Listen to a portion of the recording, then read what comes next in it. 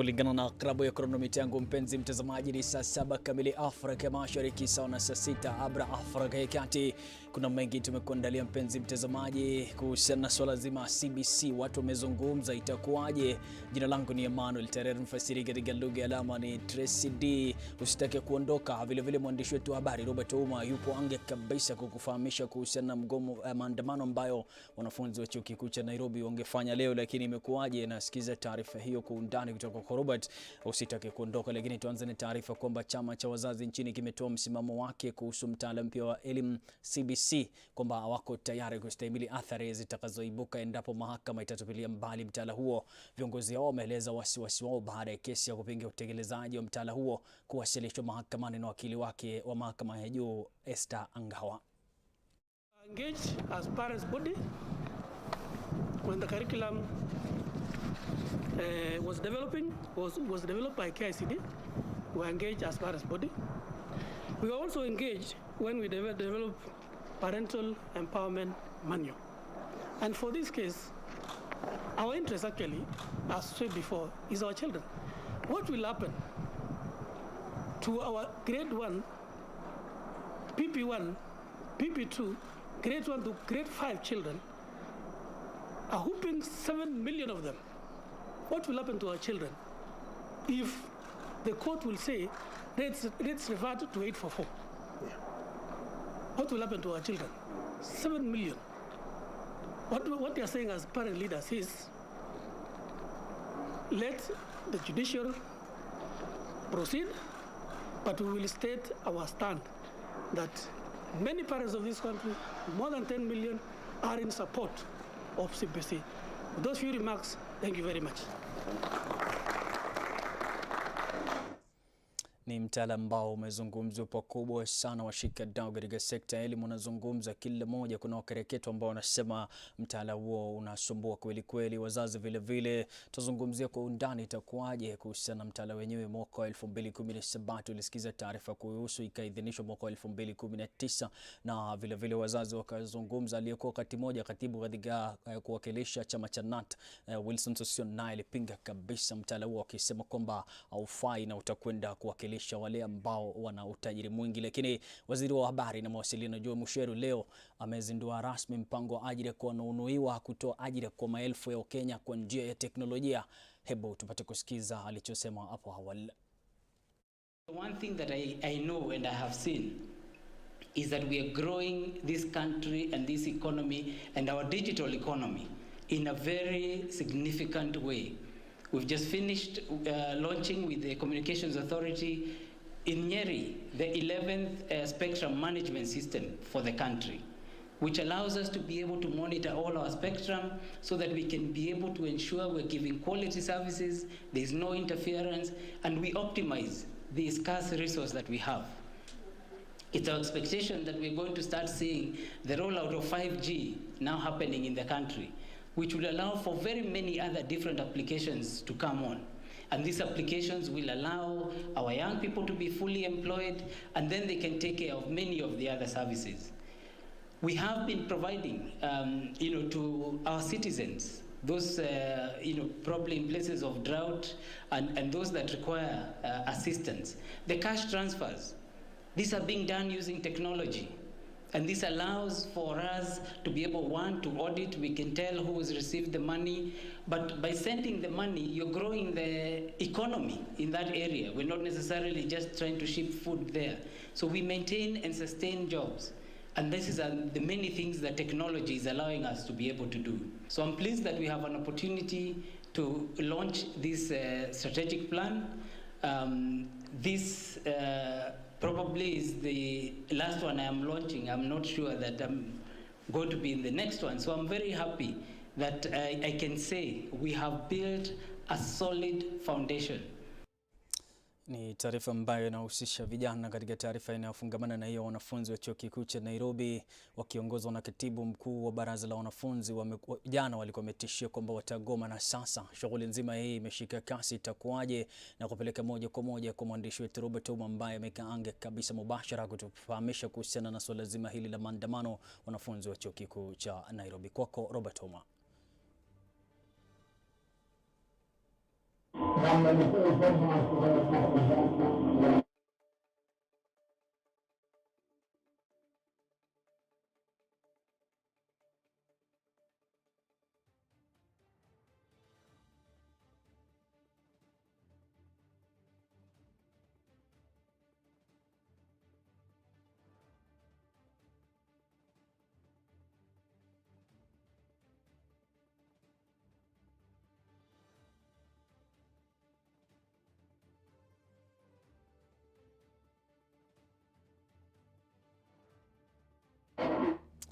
Pole sana kwa hitilafu ya kimitambo. Tutakwenda kwake tena Robert Ouma kuhusiana na swala hilo la maandamano. Sauti yake inakwaruza kidogo, lakini tukirejea naamini itakuwa sawa kabisa. Wale mafundi wa shughuli ya kimitambo wanashughulikia sasa hivi ili tupate kufahamu kuna nini katika maandamano ya wanafunzi wa chuo kikuu cha Nairobi. Taarifa ambayo nilipata awali ilikuwa inasema kwamba kuna wanafunzi ambao wangejiunga na chuo hicho kwa mara ya kwanza kabisa katika mwaka wa kwanza, lakini huenda hilo lilifanyike kwa sababu wale wazazi ambao waliwaleta wanafunzi shuleni wamekwisha rejea kuwa hofu kwamba kutakuwepo na maandamano. Lakini tume ya uwiano na utangamano wa kitaifa leo imekemea vikali matukio vurugu za kisiasa ambazo zimekuwa zikitokea siku za hivi punde. Viongozi wameomba viongozi wa kisiasa kuzingatia maadili ili kuhakikisha kwamba visa kama hivyo havitokei tena katika siku za usoni.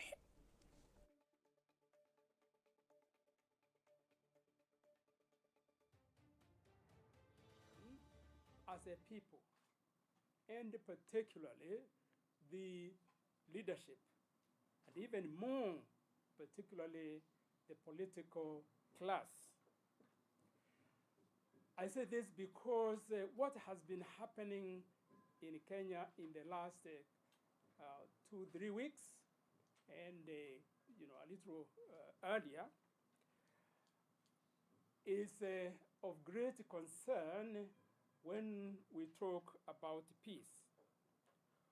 On 2nd of January this year, a group of Rowndé youth blocked Senator Gideon Moi from accessing a part of Nandi.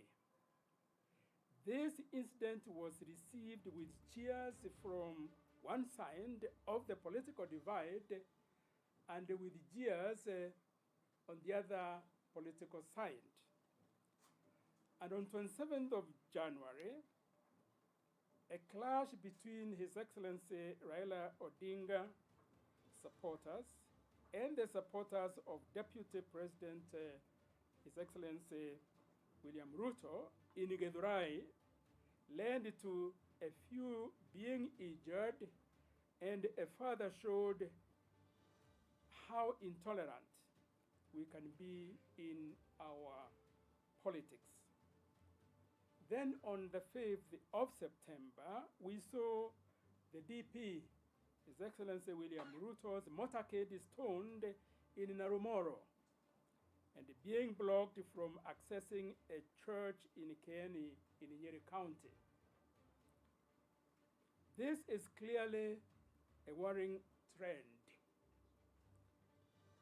It is even more exacerbated by the political intolerance over the ongoing conflicts in Laikipia, in Marsabit, and other places, a situation that, if not arrested, could easily escalate to very serious land clashes. And we know that it's only a couple of days that we hand, in fact, last week, Mr. Jimmy Wajege's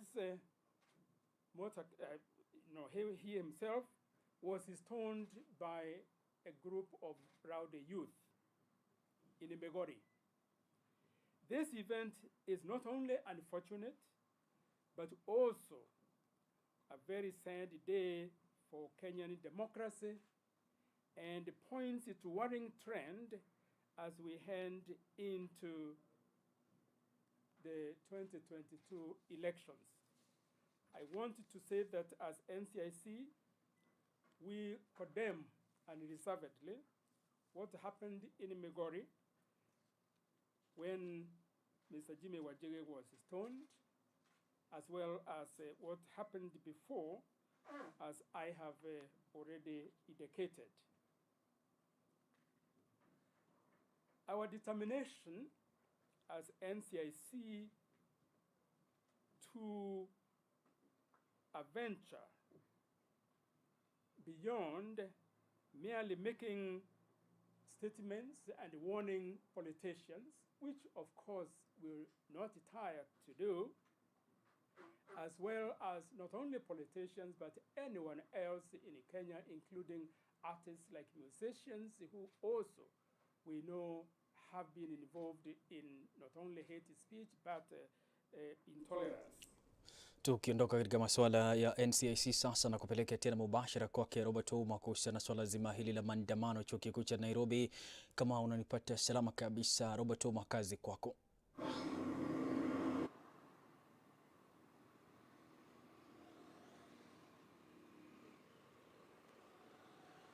Na Mterer, jinsi niliweza kusema hapo awali ni kwamba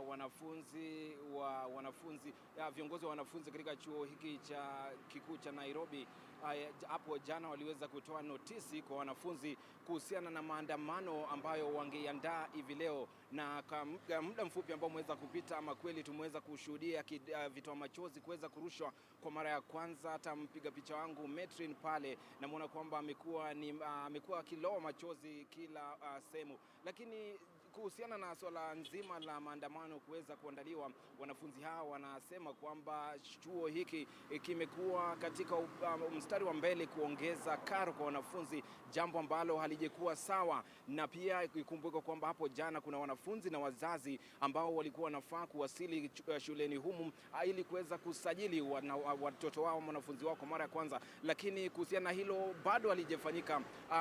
Pengine mpiga picha wangu Metrin, kama sijui utaona walinda usalama ama washika doria katika upande mwingine wamekuwa kwamba wameendeleza shughuli hii nzima. Wanafunzi wanakimbia upande kuingia katika jiji la Nairobi, lakini niko na mzazi mmoja ambaye kwake alikuwa ameleta mwanafunzi. Ningependa tafadhali usonge karibu. Mzazi huyu alikuwa ameleta mwanafunzi wake, mtoto wake, ili kuweza kusajiliwa kama mwanafunzi wa mwaka wa kwanza, lakini halijafanyika. Mzazi, tueleze kwamba hali imekuwaje? Hali imekuwa ngumu sana kulingana na vile serikali imeongeza school fee almost double, almost half of it, kwa sababu kama the last students walikuwa wanalipa 26k na sasa ni 59, wengine wanalipa 47, so it is so sad and upsetting. Number two, the economy of this country and the world is teared apart, and particularly the poor persons always want their children to get some good future life, and then there is no way the government can just rise up the school fee without even notice and any other things. Now once we are here, we have been inconvenienced so much because the strike was only announced, the university strike was only announced by the student leaders. And we don't know the kind of a mechanism that government has used. Everybody else has seen the tear gas. We have been tear gassed here by the gate side when we are trying to push ourselves in. So sad. Asante sana mzazi. Pengine Terer, kama jinsi ungeweza kuona hapa, hiki ni kitoa machozi ambacho dakika chache ambazo zimeweza kupita imeweza kutamba katikati ya jiji. Wanafunzi ambao walikuwa wanafanya maandamano katikati ya jiji la Nairobi, hasa katika lango kuu, wameweza kukimbia, sijui waliko hivi sasa. Wengine wanajaribu kurejea shuleni, lakini hali si hali, manake kitoa machozi hiki kimeweza kurushwa kutoka upande wa nyuma, lakini haikuweza kutoanisha kila mtu. Lakini Terer, ni hali tu ilivyo katika chuo kikuu cha Nairobi hivi sasa.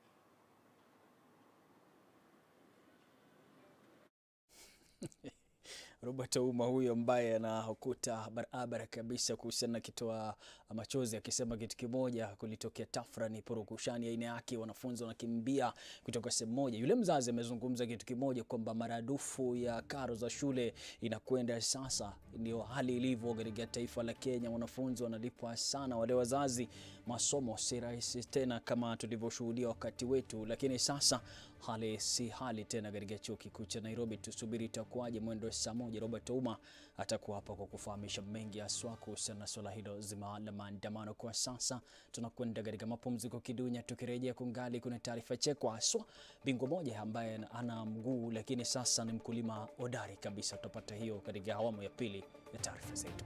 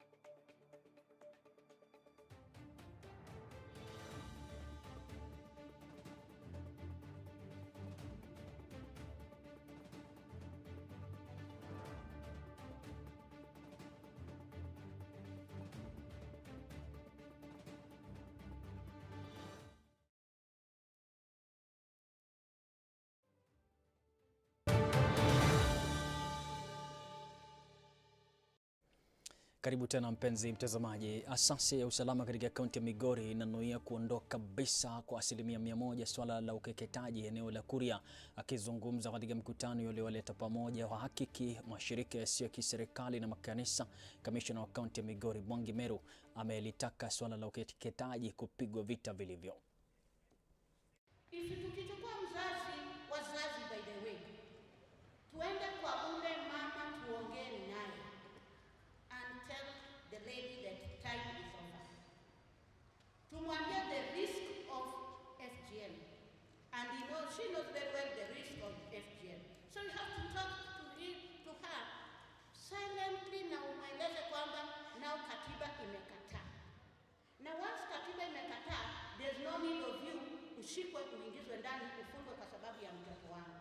Hivyo vikundi vyote sasa tumeamua kwamba tumekaa pamoja ili tuone ni jinsi gani tutaweza kuokoa huyu mtoto msichana na ni jinsi gani tutafanya tuweze kuokoa watoto wetu kwa ujumla, youth ambao ndio taifa la kesho. Tunavyosema hivyo, tukikuja pamoja, tukishirikiana na machiefs wetu, tukishirikiana na mabarozi wetu, tukishirikiana na ofisi kuu za serikali na kufuatana na vile tena sheria imesema kwamba kufikia 2022 tuweze kumaliza ile tatizo la FGM. In our schools we have started FGM clubs. Those are clubs for girls.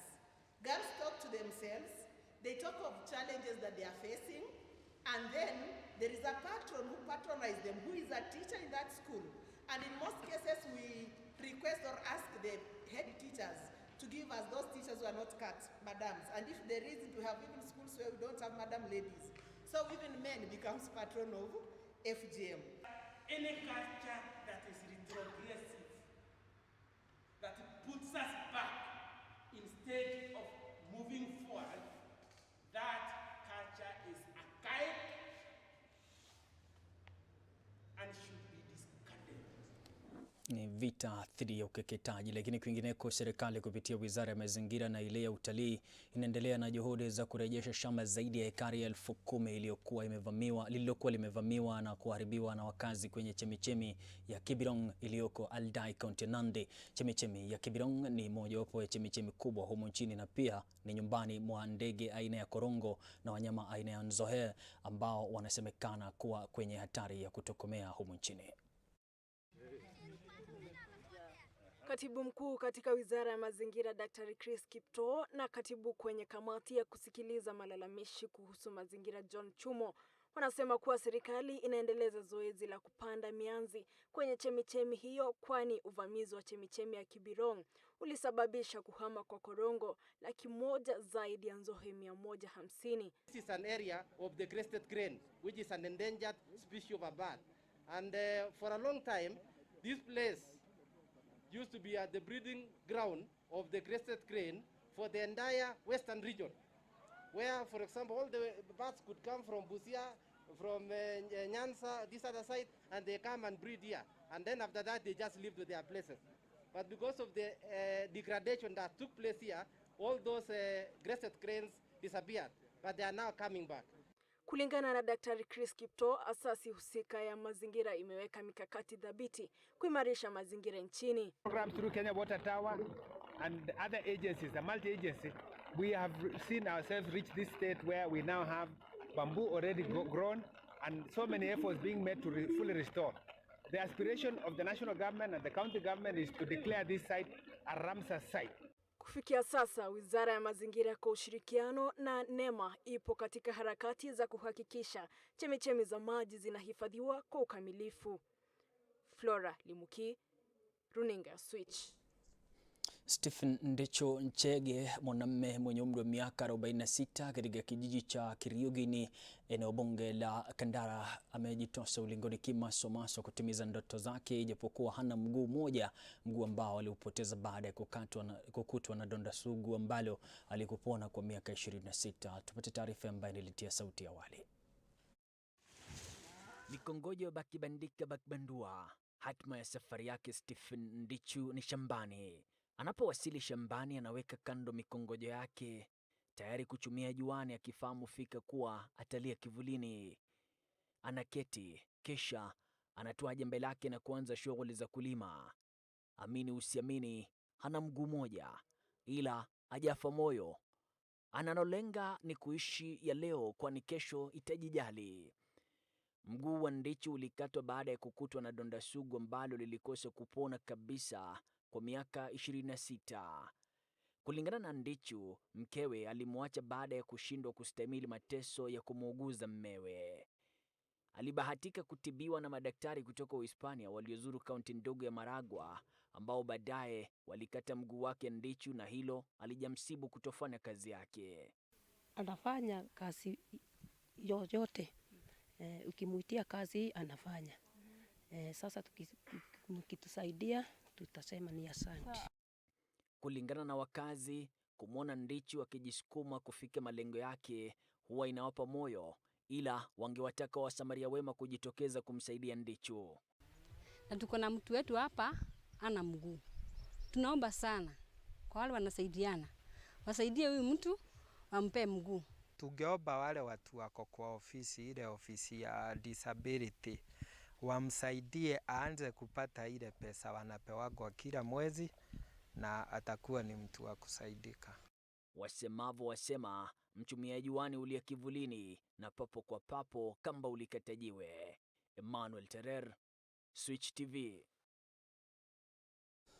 Nasikitisha kweli, lakini anajituma pakubwa kuhakikisha kwamba anafikia lengo lake la kila siku. Lakini kwingineko, chuo kikuu cha Moi kimeanzisha kilimo cha matunda katika juhudi zao za kuongeza fedha za ziada.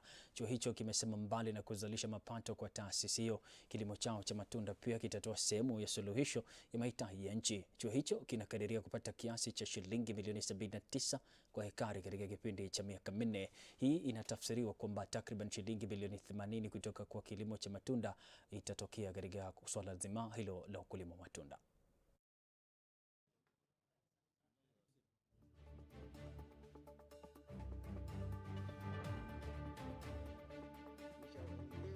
In income generation activities to cater for this gap. And one of the activities that we are already involved in is the apple farming. So we have looked at the issues to do with funding, to do with the management, staff motivation, management of students, so that they are supported to build capacity in their various careers and become good for purpose in nation development agenda of our country. I think we've been rationalizing and harmonizing what we are doing, and initially we had several campuses across the country, but we managed to refocus back to the main campus.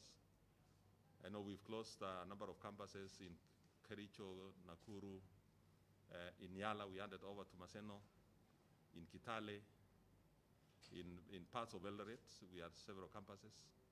And I think what we are trying to do is not really close for the sake of it, but to ensure that we are running the university in a more efficient way.